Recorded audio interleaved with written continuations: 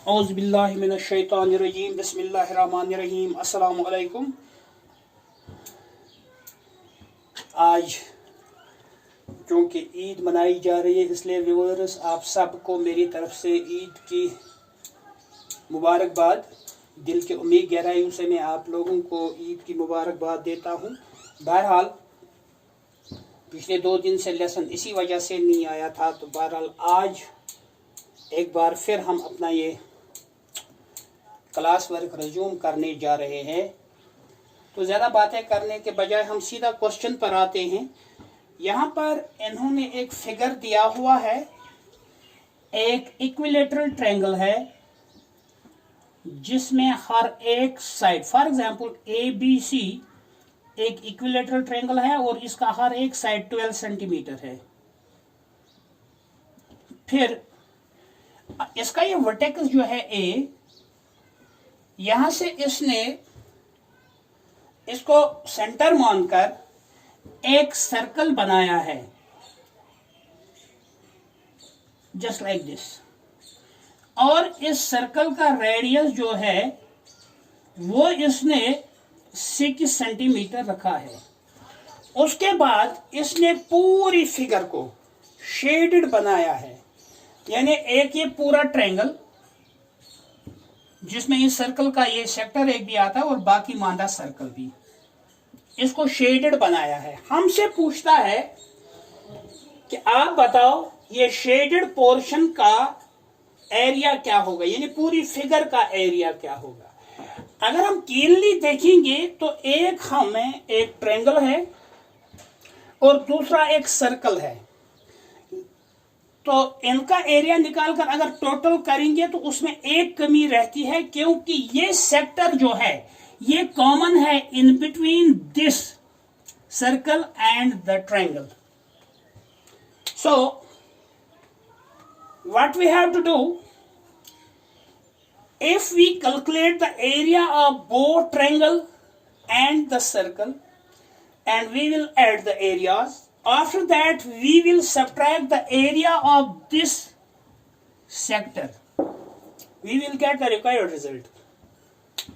लेकिन वो थोड़ा लंबा प्रोसेस होगा, इसलिए हम क्या करेंगे, एक तो हम सीधा इस ट्रायंगल का एरिया निकालेंगे, दूसरा ये जो बाकी पोर्शन रहता है, मैं आपको एक बात बता दूं, यहां पर अगर ये 60 का एंगल बनाता है तो ये बड़े वाला सेक्टर जो है इसका सेक्टर एंगल होगा 320, क्योंकि 320 और 60 जो है वो टोटल बनता है एक पॉइंट पर 360।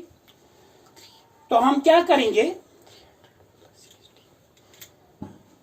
यहां पर सबसे पहले हम इस ट्रायंगल का एरिया निकालेंगे, उसके बाद ये बड़े वाले सेक्टर का जिसका सेक्टर एंगल 300 है, 320 नहीं बल्कि 300 है, इसका एरिया निकालेंगे। फिर हम इनको ऐड करेंगे। एक बार फिर मैं आपको इस पर ब्रीफ करूंगा कि ये एंगल जो है सेक्टर एंगल ये 60 बनता है, तो बाकी का जो बड़ा सेक्टर है उसका एंगल 300 होगा, क्योंकि 300 और 60 जो है वो है 360 टोटल, यानी एंगल जो है पॉइंट पर वो 360 है। इस छोटे वाले सेक्टर में एंगल अगर 60 है तो बाहर जो बड़ा सेक्टर हमारा है उसका एंगल 300 होगा। इसलिए हम क्या करेंगे, हम पहले इस ट्रायंगल का एरिया निकालेंगे, उसके बाद इस सेक्टर का एरिया निकालेंगे और फिर इन दोनों को ऐड करेंगे, तो we will get the required result. तो चलिए पहले साइड ऑफ ट्रायंगल जो है वो है 12 सेंटीमीटर। Therefore, अब एरिया कैलकुलेशन के लिए हम यहां पर हीरोन्स फार्मूला इस्तेमाल करेंगे। वैसे भी आप लोगों को पिछले एक लेसन में मैंने दिखाया था कि किस तरह एक इक्विलेटरल ट्रायंगल का एरिया निकाला जाता है।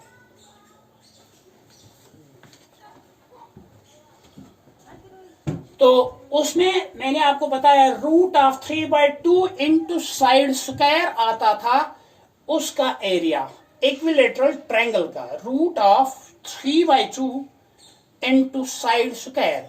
लेकिन यहां पर मैं आप लोगों के लिए इसको थोड़ा सा एलॉबरेट करने के लिए मैं सीधा इसका एरिया निकालूंगा।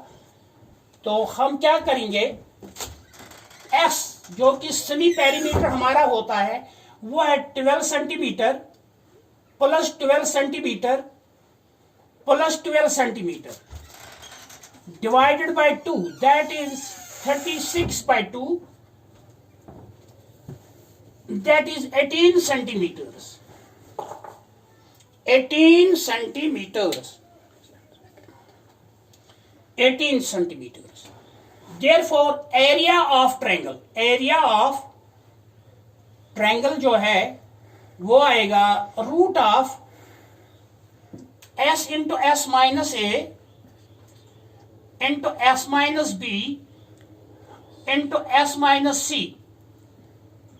यहां पर आप लोग देखिएगा, मैंने आपको पहले ही बताया था इक्विलेटरल ट्रायंगल का एरिया हम फार्मूला के जरिए निकाल भी सकते थे, root of 3/2 into side square, वो मैंने पहले भी आपको बताया है, लेकिन यहां पर हम डिटेल में जा रहे हैं।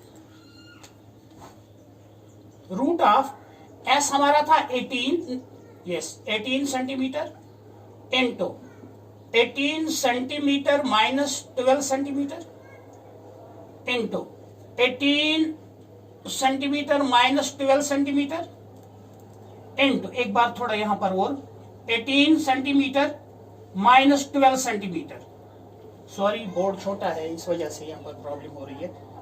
This is equal to further 18 centimetres into 18 में से 12 निकालो तो 6 centimetres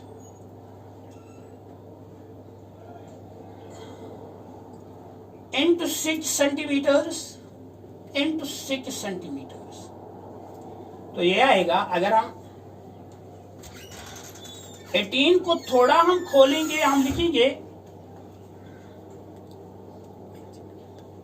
3 into 6 centimetres into 6 centimetres into 6 centimetres into 6 centimetres.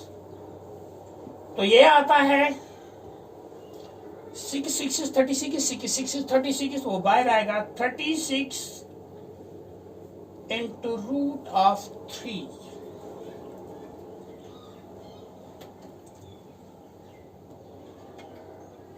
Centimetre square. यानी इस ट्रायंगल का एरिया हमें आ गया root 36 into root 3 centimetre square.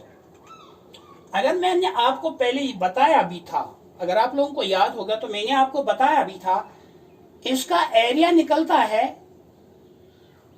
1/2 of square of the side into root 3। 12 का स्क्वायर बनता था 144,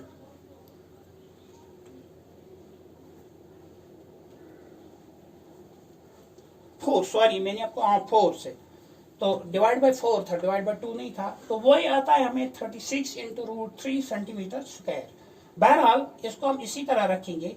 अब हम देखेंगे एरिया ऑफ दिस सेक्टर, ये जो बाहर वाला सेक्टर है जिसका सेक्टर एंगल मैंने आपको बताया था कि 300 है, तो हम क्या करेंगे, यहां पर थोड़ा सा सेक्टर एंगल जो है वो है 300 और रेडियस जो इसका है वो भी इसने बोला था हाफ ऑफ द साइड था, तो वो है 6 centimetre. Therefore area of sector कितना आएगा हमें, एरिया ऑफ सेक्टर आएगा हमें θ/360 इंटू पाई आर स्क्वायर। इसने यहां पर यह नहीं बोला है कि आप पाई कितना ले लोगे, इसलिए हमें एज यूजुअल 22/7 ही लेना होगा। एक मिनट थोड़ा यहां पर मुझे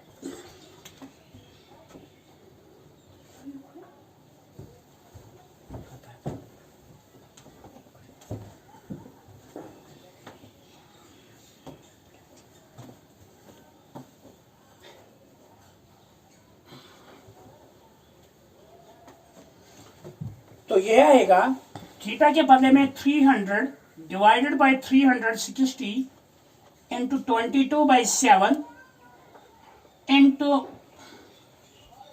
6 सेंटीमीटर इंटू 6 सेंटीमीटर। ये और ये खत्म। 3 10s are 30, 3 12s are 36, 2 5s are 10, 2 6s are 12, 6 1 is 6, 6 1 is 6. तो यहाँ पर 5 into 22 into 6 वो बनता है 30 into 22. 5 6 होता है 30, 30 into 22 हो गया, 22 zeros होता है 0 ही, 22 into 3 होता है 66. 660 by 7 सेंटीमीटर स्क्वायर इस सेक्टर का एरिया मिलेगा हमें. Therefore,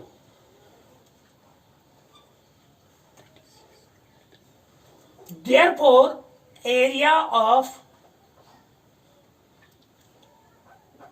shaded portion, यहां पर तो पूरी फिगर ही शेडेड है, इसलिए हम इन दो को ऐड करेंगे. वो था 36 into root 3 centimetre square plus 660 by 7 centimetre square. तो यहाँ पर क्रॉस मल्टीप्लिकेशन में 7 6 are 42, 7 3 are 21 and 4 are 25. Root 3 centimetre square plus 660 centimetre square divided by 7. ये है इसका. इसको ज्यादा कैलकुलेट करने की यहाँ पर जरूरत नहीं है. अगर आप इतना भी रखोगे तो ये भी क्लियर है. ये है इसकी शेडेड पोर्शन का area. Thank you for watching. कोई क्वेश्चन हो, कोई क्वेरी हो तो कमेंट कीजिएगा.